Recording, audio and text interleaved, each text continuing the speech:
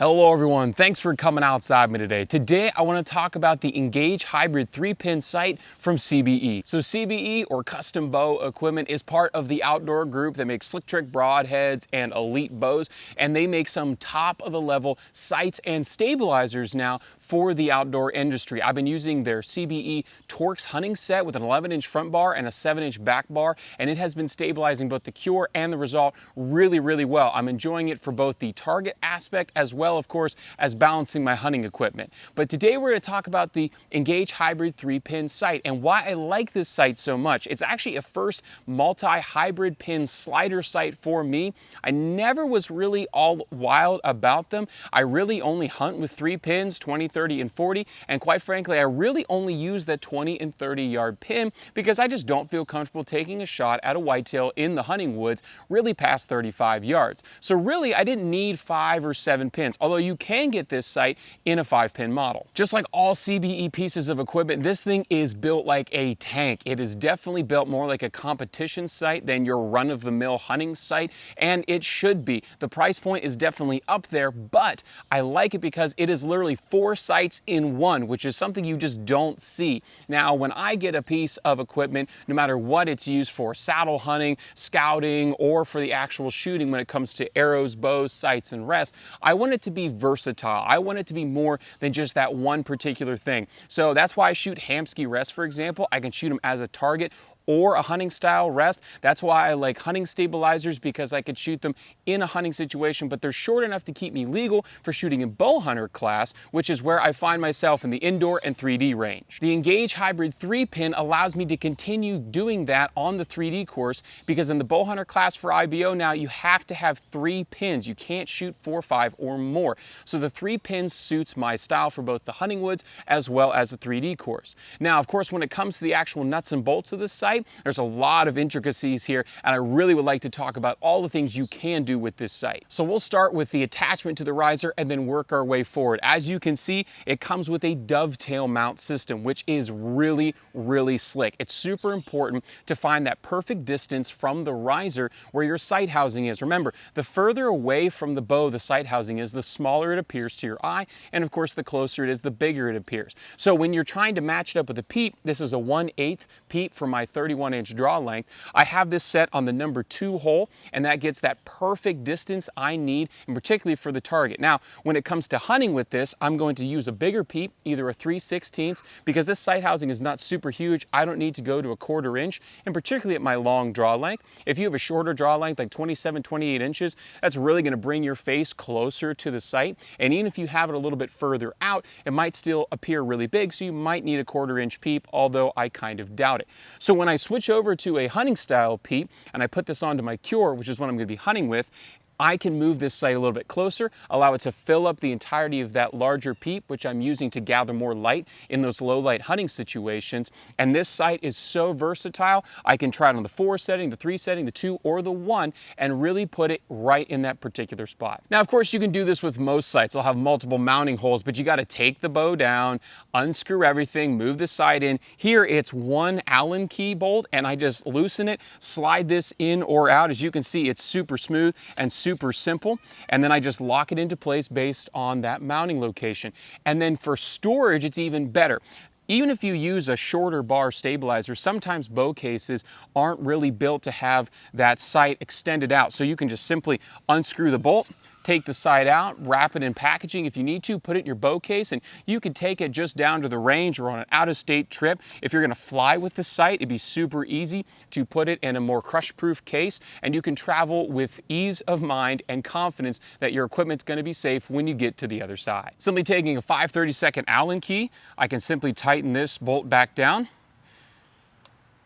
and I'm ready to start using the sight. So let's go over some of the features of this sight, again, working our way from the back to the front. We still, of course, have a quiver mounting bracket if you want to hunt with this sight here on the dovetail mount itself, but moving our way forward, we have multiple adjustments. You would expect with a sight in this price point to have first, second, and third axis adjustments, and this one definitely does. With a couple of loosening of some Allen bolts here, I can work the pitch for my second axis, and then, of course, later when we get to the sight housing, I can pitch it left and right for for my third axis, which we'll get to because that's very important for elevated shots, and particularly if you hunt in a tree stand or if you hunt out west and you have a lot of up and downhill shots. Also, we have multiple mounting holes for the whole sight housing. So right on the back side, we have 2 Allen bolts here, and I can actually move this sight housing up and down. Because this is a hybrid sight, it's not only a fixed pin sight, but I can use it as a slider. Sometimes in order to line up sight tapes, it's best to have this mounting hole system on the housing itself. For certain cheaper sights, they'll put holes on the back side that are, some are higher, some are lower, but this being a fixed rod, it's all here on the mounting system for the sight housing, which I actually prefer, because sometimes when you put this in multiple different holes and you got to play with the holes that are actually built into the riser of the bow, it's still not exactly where you want it. I like it right here. I can work then on the sight housing and put it in that particular spot that I need in order to use the sight tape. As you can see here on the side, we have the flywheel in order to move the sight housing up and down to work it as a slider. On the other side, there is a locking nut. Simply, it's just like a half wing nut. I can loosen it up and then I can slide this sight up and down as necessary. Now I'll flip the bow around here and we'll talk about a few more other things that you have in this particular portion of the sight. So as you can see here, here is kind of the half wing nut. It's loose right now. I can go ahead and lock it down and it would keep my sight at that particular yardage. It comes with 15 metal sight tapes, and I'm on the 13th. I use a little bit of a heavier Arrow 4 3D, but if you use a real light one, even at a shorter draw length of 27-28 inches, you can move down to a lower number, which would be a faster speed. It's going to put your yardages for your pin gaps in your slider system a lot closer together. The key for this though, and this is where this sight becomes more than just a slider for that bottom pin, which is really its intended use, is that the slider system here has a movable pin adjustment, meaning that this little piece right here, I can loosen this tiny Allen bolt and I actually slide this indicator up and down, which means I can zero my 20-yard pin and use just my 20 as a whole slider. Now, with the amount of speed I'm getting out of this bow and the amount of sight housing clearance I get when I move it down, I can sight this out with my top pin to 72 yards. 72 yards. So not only can I shoot it for the hunting woods and the 3D where my max distance is 40 for my class, I can also take it out to really long distances if I want to shoot it out west in a really long situation, or just play around at the local range at super long distances. I can do that as well, and I can accurately put my pin. No guesstimation, no Kentucky windage. I can actually put my pin on the spot I want to shoot and expect my arrow to be there. Moving away from that sliding indicator, we get into the left-right gang adjustment of this sight. It is micro adjust with a locking key here. As you can hear, I can move it left and right in very, very tiny increments, which allows me to really fine tune my left and rights. In conjunction here, this block also will move up and down a little bit so I can really get those really fine-tuned moments, right? So sometimes we can't get our 20-yard pin exactly fixed with the slider, or if you want to use the bottom pin, which is what it's supposedly used for, it also will work as well. Locking this back down and moving forward, I have on the front block the third axis adjustment, which is the tilt of the sight, which is very important for elevated shots. Now, I'm not going to get into why third axis is so important, but if you are familiar with it or unfamiliar with it, I'll put a link in the description below to a video on third axis and why it's so critical when it comes to sighting in your bow for those elevated shots. So the sight housing itself is, of course, all machined aluminum except for the top part here. This is a plastic piece and it's a little bit opaque, and the fiber optics is held on top. I don't like sights where the fiber optic is run back towards the sight. It's not really my thing. I like it to be around the sight housing itself to gather light as close out here as possible. There's no real disadvantage to putting it in other places, but right here on the top, I can really adjust it. So I can use a particular type of blinder or shield to lessen the amount of light, kind of in a rheostat feel DIY modification. Or if I need to, and I've taken off the light for this video because I haven't been using it recently, there's a light that mounts to the bottom and I can really brighten up my pins if I really need it in that low light situation or if I'm hunting out of a ground blind or something. Something we don't usually see out of hybrid sights, although it's really nice at this price point, is we have the ability by taking off this retainer ring to add a lens or a sunshade or both. So you can actually take this sight and install a lens if that's something you need in order to see your target a little bit more clearly, or if you want to shoot it outside of bow hunter class, you want to shoot it in an open class where you're allowed to use magnification in the form of a lens. Simply take off your retainer, put in your lens, your scope housing, whatever you want it to be, simply screw this back in, and you now have a sight that is legal for the open or unlimited classes. That is something you don't usually get out of a 3-pin, 5-pin sight. Usually that is an aftermarket attachment, but here it comes stock, and so you can use it if you want to in an open class setting. Flipping the bow around again to look on this side of the sight, we have the pin adjustments. It is micro, but it's not in the micro that we usually would see, and it's a little bit unique here. It's something that I have not seen outside of CBE.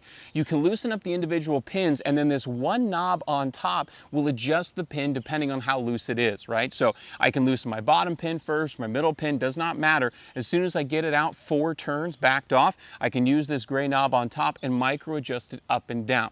It's not like a certain situation where you'd have multiple knobs for each individual pin, but I kind of do like it because these pins are blade style pins. They're not just a single rod. They're actually more of a football shaped blade, which means that they are really stable, really rigid. It's all machined metal, and they're not just a little tiny finger with the fiber optic sticking out. I imagine if I got some brush stuck in here, some catbrier, or going up a tree, get stuck in a branch, it's not going to rip my pins out. There's 2 metal rods that actually run down through both sides of the blade on either side to help with that left-right pitch. We all know with cheaper sights, when we go to screw them out and when we screw them back in that aren't micro adjust, that pin will kind of tend to pitch up and down. Because of those 2 rods holding it from pitching it up and down, it's always going to be perfectly level, which is something I really struggle with using cheaper sights in the past, and this eliminates it completely. So here's why I can kind of justify the higher price of this sight. There's a lot of high price sights on the market that a lot of people are shooting well over $150, even well over $250, that people are taking into the 3D range and the woods, even somebody like me who just shoots in bow hunter class. This sight being a multiple hybrid pin sight system, I actually get 4 sights in one, which if it's a $250 sight, let's say, you're paying what, $75 per sight, if you will. So let's go over this, because you can't get a $75 sight of all of these things that equal how much adjustability and how rigidly built this one sight is. So like I said earlier, I'm a bow hunter class shooter, which means I have to shoot fixed pins, and I like to hunt with fixed pins in the woods. But when it comes to just shooting at my local range for not an actual sanctioned event, I'm allowed to use a slider sight because I'm just going, paying my little range fee and enjoying the time with my buddies, just like a round of golf. It doesn't matter what ball or club I use, I'm just enjoying it. So for this sight right now, I actually am shooting like a quote open class setup, meaning I'm just shooting the top pin. I've taken the bottom 2 pins and slid them as far down out of the way as possible and put that top pin right in the center of the housing, which is something I'd like to do anyway. It allows me to really focus in the woods to have that 20-yard pin right there in the center of the housing, and then 30 and 40 as I work my way down. Really helps me with pin confusion in the heat of the moment. I don't like my 20-yard pin to be way at the top of the sight housing, because when I draw the bow, if my pins are in particular the same color, right, my 20 and 30 are green and my 40's red, I could potentially mix up the color of my pins and shoot a 30-yard pin when the deer's at 20 and sail that arrow right over the back. And that's something I really don't want to avoid, and the same thing's true with 3D. Even though it's a little bit slower feel, you have a lot of time to estimate the range, or if your range will allow you to use a rangefinder, actually know the actual distance and then shoot for that appropriate distance. For me, for unknown, I like to be able to pick my distance and shoot that exact distance. So if I estimate a target's at 32 yards, I like to set my pin at 32 yards. Now, I've gotten pretty good at gap shooting with fixed pins over the years, because that's something I've had to do now for the better part of 17 years of shooting. But I like to, if I'm allowed to, shoot that one pin. So I have a single pin slider sight right now, and using the sight tapes, I have it perfectly set up from 20, like I said, to 72 yards, and I can put my pin exactly on the yardage I want and take a shot at that target. But if I'm in an IBO sanctioned event and I have to shoot fixed pins, I can go ahead and set my pins to their exact length, lock the sight down, never move it, keep myself legal, and I now have a bow hunter class sight, even though 10 minutes ago it was a single pin open class setup. The third type it allows me to do is use what it's actually intended for, which is the bottom pin is my slider pin. So I can use the sight tape appropriately. I don't worry about my top 2 pins and in terms of where they are in the sight tape. I'm just worried about the bottom pin. So using that movable indexer, I can slide it down to the 40-yard mark where my 40-yard pin, my bottom pin, is actually set at, and then I can adjust it down to the yardage that I want, which for me actually gets me down into the 80s in terms of distance, right? Because my top pin that I usually set to 72, my other two pins can fit below it, and I can actually get more range out of this sight. So if I want to use it way out west or take it to like a total archery challenge where we're shooting well out to 100 yards in some of those targets, I can set that for them. So I now have a single pin slider, which I can use for open, I could use it for hunting, I can use it for indoor. I have a fixed pin sight I could use for hunting or a bow hunter class setup. And now I have a movable bottom pin where I can really extend out that range if I really want to. Now, the fourth and final thing is something that I'm not going to do, but maybe you at home would like to. Let's say that you want to shoot this as a 3-pin sight, have fun with it in the woods and that sort of thing, but then you do shoot open class for when you actually go to shoot indoor and shoot 3D. You can actually take off the whole sight housing off the front with a 3rd axis adjustment screws, remove the whole thing, install a competition scope bracket, and install any scope you want that will fit that bracket. CBE obviously is going to be your best choice, but maybe other ones like Shrewd or UltraView, that's a really hot one right now. You can install that scope housing and you can have a really fine-tuned setup. Because of the micro adjust clicks both left and right and the range up and down, you can move into that really fine target scope system. Now, of course, that's a secondary purchase that's adding on to the already purchase price of this sight, but that gives you 4 sights for the price of 1. And to me, that makes everything worth it. I couldn't get 4 sights for the price of this one in the price point that it's at, that are my quality, that I look up to when it comes to buying all those different sights. Sure, I like to buy cheaper stuff, but if I can have a more expensive thing that does the work of 4 different sights, yeah, I'm going to buy it. So that's all for this video, and I know it was a lot of information, and if I left you with any questions, please leave them down in the comment section below. You can find me on Instagram and Facebook. Send me an email even if you want to. I love talking archery equipment with people, and if you have a question about this sight, I'd be happy to help. Hope you're able to get outside, enjoy the sport of archery hunting if you so choose. Definitely enjoy God's beautiful creation, and we'll get to see you next time.